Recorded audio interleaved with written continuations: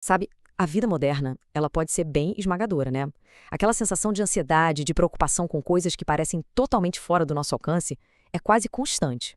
Mas e se existisse uma filosofia antiga, testada pelo tempo, que nos desse ferramentas práticas para construir uma verdadeira fortaleza mental? Pois é, essa é a promessa do estoicismo.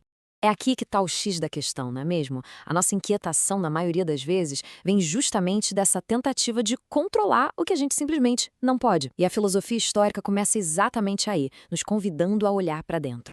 E o que os estoicos nos mostram é que, olha, embora a gente não consiga controlar os ventos e as tempestades do mundo lá fora, nós podemos sim encontrar um refúgio seguro aqui dentro.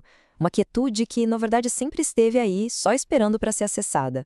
Então, vamos mergulhar no princípio mais fundamental do estoicismo, que é aprender a distinguir o que está no nosso poder daquilo que não está.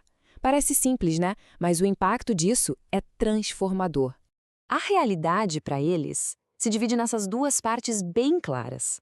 Pensa numa árvore. Ela não tem controle sobre o vento, sobre a chuva, mas ela tem controle sobre as próprias raízes, sobre a força para se manter firme. Do mesmo jeito, a nossa paz está em focar só naquilo que é nosso de verdade, as nossas reações internas. E essa citação do Epiteto, nossa, ela resume tudo. A fonte da nossa perturbação não é o que acontece, mas a história que a gente se conta sobre o que acontece. É a nossa interpretação que tem todo o poder. Ok, uma vez que a gente entende o que podemos controlar, o próximo passo é cultivar ativamente esse mundo interior. É construir o que os históricos chamavam de cidadela interna, sabe? Uma fortaleza mental que nada, absolutamente nada de fora consegue abalar. E para construir essa fortaleza, a gente precisa meio que redefinir o que é valioso. Os estoicos nos dizem que a riqueza de verdade, aquela que ninguém pode tirar, não só as posses ou status, mas sim a qualidade do nosso caráter. Essa é a base de tudo. Tá. Mas e na prática, como é que se faz isso? A gente começa a cuidar do nosso jardim secreto, como diz a fonte. Nutrimos os pensamentos que nos fortalecem e vamos arrancando as ervas daninhas dos julgamentos apressados e das histórias negativas.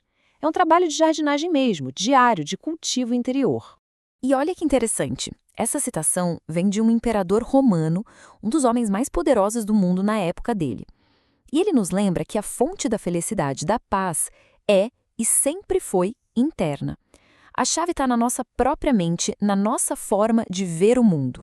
Mas atenção, ter uma fortaleza interior não significa se esconder do mundo. Muito pelo contrário, significa se engajar com ele de uma perspectiva totalmente nova, muito mais fortalecida. É aqui que a mágica acontece, e o obstáculo vira o próprio caminho. Essa é uma das ideias mais poderosas do estoicismo. Em vez da gente ver as dificuldades como algo que nos impede de avançar, a gente passa a vê-las como um convite, uma chance de exercitar nossa força interior. Pensa num ferreiro. Ele não teme o fogo. Ele usa o fogo para forjar o aço, para deixar ele mais forte. Da mesma forma, os desafios da vida são o fogo que molda e fortalece a nossa alma, transformando aquilo que está no caminho, no próprio caminho para o nosso crescimento. É por isso que um obstáculo é combustível. Uma situação frustrante vira um treino de paciência. Uma perda se torna um teste de coragem. Cada desafio, na verdade, se transforma num campo de treinamento para nossa alma. Para encontrar a paz, os estoicos também abraçam a impermanência.